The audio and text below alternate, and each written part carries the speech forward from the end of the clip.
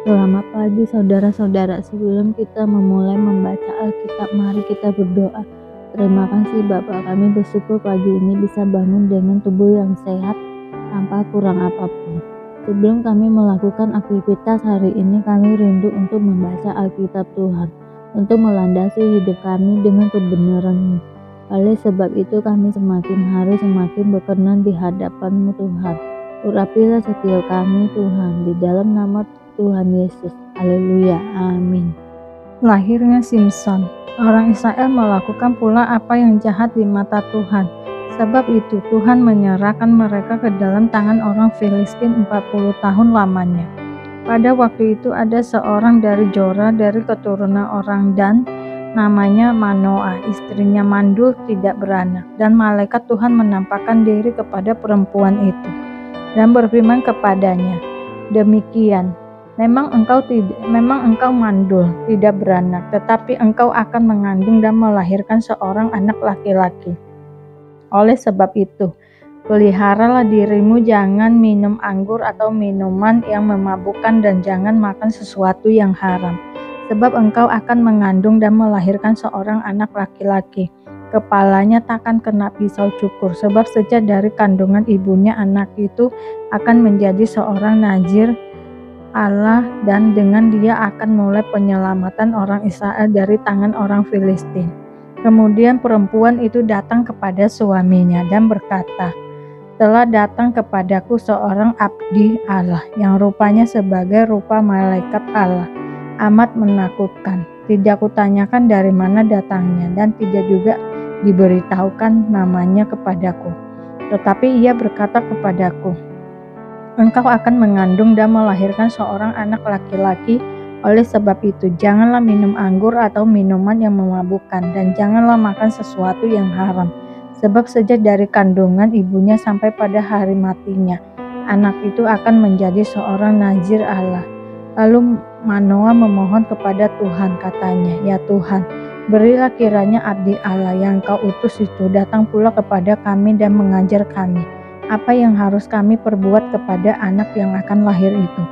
Maka Allah mendengarkan permohonan Manoah, sehingga malaikat Allah datang pula kepada perempuan itu ketika ia duduk di padang, dan ketika Manoah suaminya itu tidak ada bersama-sama dengan dia.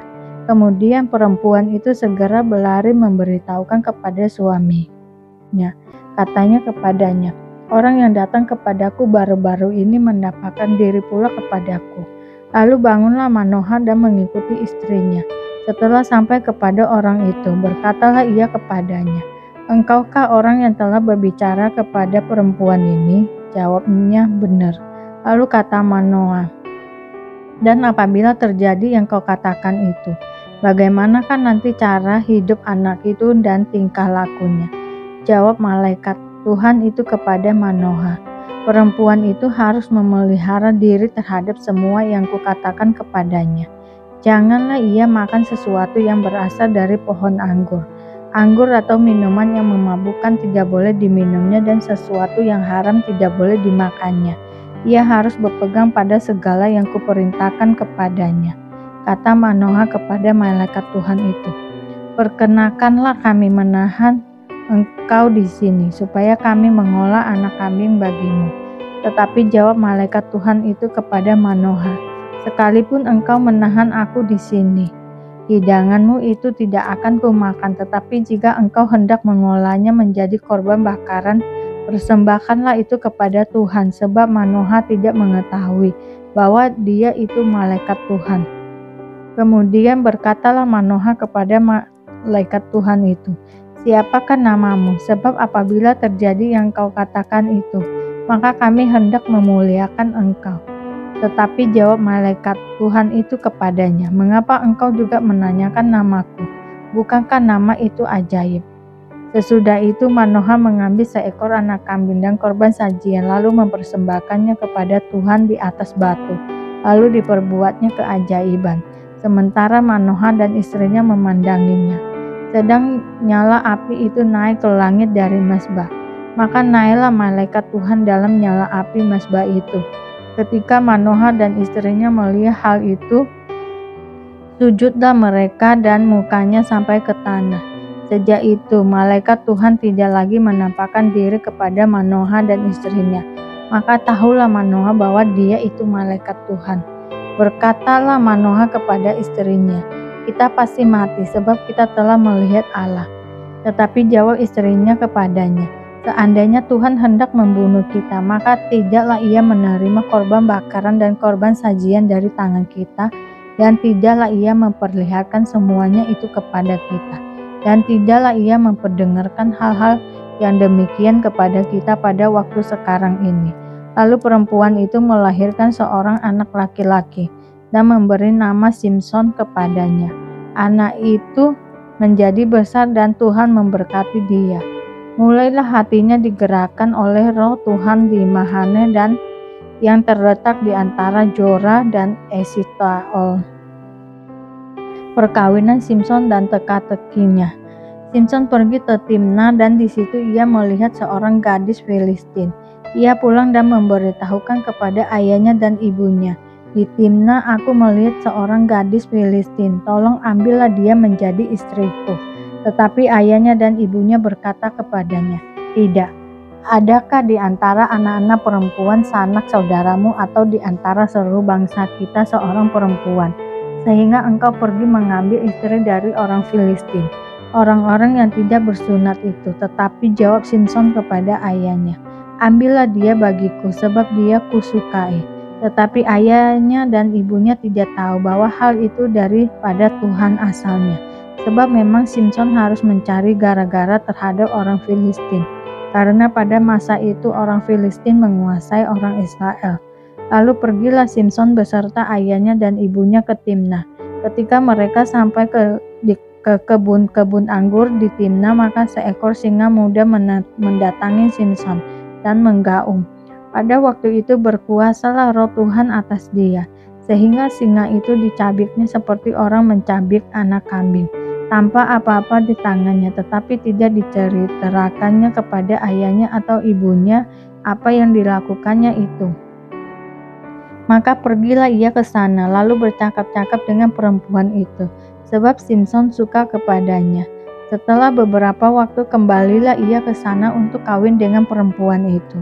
Dan ketika ia menyimpang dari jalan untuk melihat bangkai singa itu, tampaklah ada kawanan lebah pada kerangka singa itu dan juga madu. Dikeruknya madu itu ke dalam tangannya dan sambil memakannya ia berjalan terus.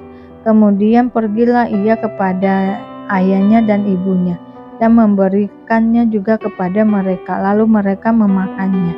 Tetapi tidak diceritakannya kepada mereka bahwa madu itu dikeruknya dari kerangka singa. Setelah ayahnya pergi kepada perempuan itu, Simson mengadakan perjamuan di sana, sebab demikianlah biasanya dilakukan orang-orang muda. Ketika mereka melihat dia, dipilihlah 30 orang kawan untuk menemani dia. Kata Simson kepada mereka, "Aku mau mengatakan suatu teka-teki kepada kamu. Jika kamu dapat memberi jawabannya yang tepat kepadaku dalam 7 hari selama perjamuan ini berlangsung dan menebaknya, maka aku akan memberikan kepadamu 30 pakaian lenan dan 30 pakaian kebesaran. Tetapi jika kamu tidak dapat memberi jawabannya kepadaku, maka kamulah yang harus memberikan 30 pakaian dalam dan 30 pakaian kebesaran kepadaku." Kata mereka kepadanya, "Katakanlah teka-tekimu itu supaya kami dengar." Lalu katanya kepada mereka, "Dari yang makan keluar makanan, dari yang kuat keluar manisan." Ada 3 hari lamanya mereka tidak dapat memberi jawab teka-teki itu. Pada hari ke-7, berkatalah mereka kepada istri Simson, "Bujuklah suamimu supaya diberitahukannya kepada kami jawab teka-teki itu. Kalau tidak, kami akan membakar engkau beserta seisi rumah ayahmu. Apakah engkau mengundang kami untuk membuat kami menjadi miskin? Tidak, bukan." Lalu menangislah istri Simson itu sambil memeluk Simson. Katanya, "Engkau benci saja kepadaku dan tidak cinta kepadaku. Suatu teka-teki kau katakan kepada orang-orang sebangsaku, tetapi jawabnya tidak kau beritahukan kepadaku." Sahutnya kepadanya, "Sedangkan kepada ayahku dan ibuku tidak ku beritahukan masakan kepada engkau akan kuberitahukan.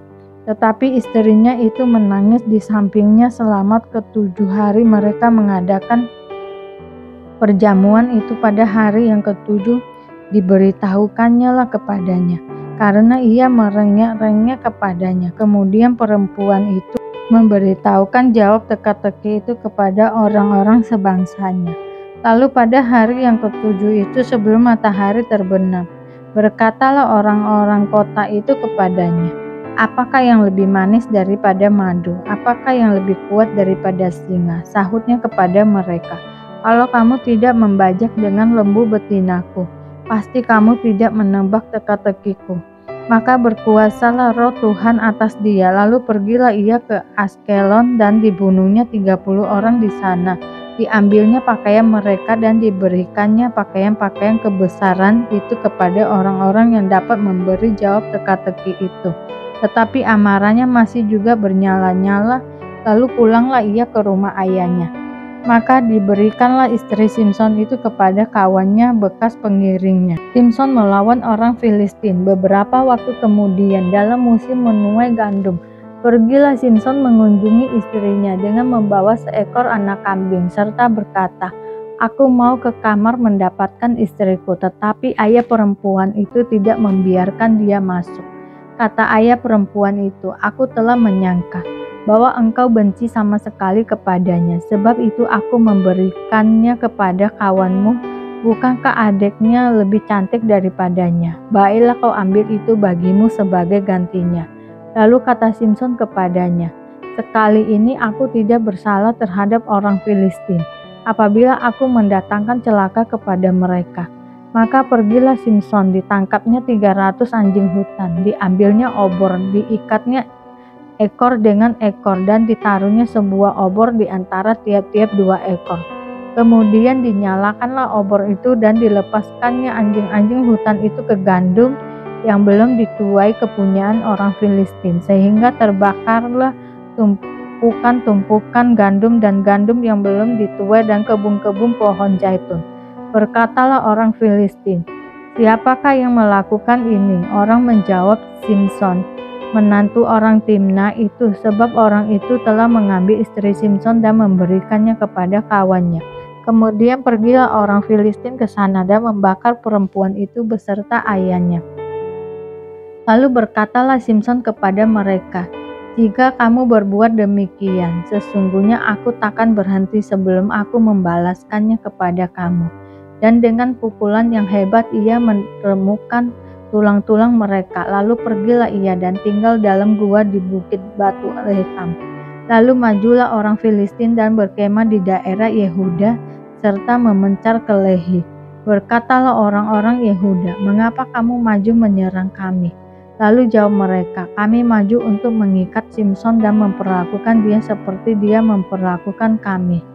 Kemudian turunlah 3.000 orang dari suku Yehuda ke gua di gunung batu Etam dan berkata kepada Simson, tidakkah kau ketahui bahwa orang Filistin berkuasa atas kita? Apakah juga yang telah kau perbuat terhadap kami? Tetapi jawabnya kepada mereka, seperti mereka memperlakukan aku, demikianlah aku memperlakukan mereka. Kata mereka kepadanya, kami datang ke sini untuk mengikat dan menyerahkan engkau ke dalam tangan orang Filistin. Tetapi jawab Simson kepada mereka, bersumpahlah kepadaku bahwa kamu sendiri tidak akan menyerang aku. Lalu kata mereka kepadanya, tidak, kami hanya mau mengikat engkau dan menyerahkan engkau ke dalam tangan mereka. Tetapi membunuh engkau kami tidak mau. Maka mereka mengikat dia dengan 2 tali baru dan membawa dia dari bukit batu itu. Setelah ia sampai ke Lehi dan orang-orang Filistin mendatangi dia dengan bersorak-sorak, maka berkuasalah roh Tuhan atas dia, dan tali-tali pada tangannya menjadi seperti batang rami yang telah habis dimakan api, dan segala pengikatnya hancur tinggal dari tangannya. Kemudian ia menemui sebuah tulang rahang keledai yang masih baru. Diulurkannya tangannya, dipungutnya dan dipukulnya mati 1.000 orang dengan tulang itu. Berkatalah Simson, dengan rahang keledai bangsa keledai itu kuhajar, dengan rahang keledai 1.000 orang kupukul. Setelah berkata demikian, dilemparnya tulang rahang itu dari tangannya, kemudian dinamailah tempat itu Ramat Lehi. Ketika ia sangat haus, berserulah ia kepada Tuhan, oleh tangan hambamu ini telah kau berikan kemenangan yang besar itu. Masakan sekarang aku akan mati kehausan dan jatuh ke dalam tangan orang-orang yang tidak bersunat itu. Kemudian Allah membelah liang batu yang di Lehi itu, dan keluarlah air dari situ. Ia minum, lalu menjadi kuat dan segar kembali. Sebab itu dinamailah mata air itu mata air penyeru, yang sampai sekarang masih ada di Lehi. Lalu memerintah sebagai hakim atas orang Israel dalam zaman orang Filistin 20 tahun lamanya. Segala sesuatu harus dilepaskan untuk mengikut Yesus. Pada suatu kali banyak orang berduyun-duyun mengikuti Yesus. Dalam perjalanannya sambil berpaling ia berkata kepada mereka, "Jikalau seorang datang kepadaku dan ia tidak membenci bapaknya, ibunya, istrinya, anak-anaknya, saudara-saudaranya laki-laki atau perempuan, bahkan nyawanya sendiri, ia tidak dapat menjadi muridku. Barang siapa tidak memikul salibnya dan mengikut aku, ia tidak dapat menjadi muridku.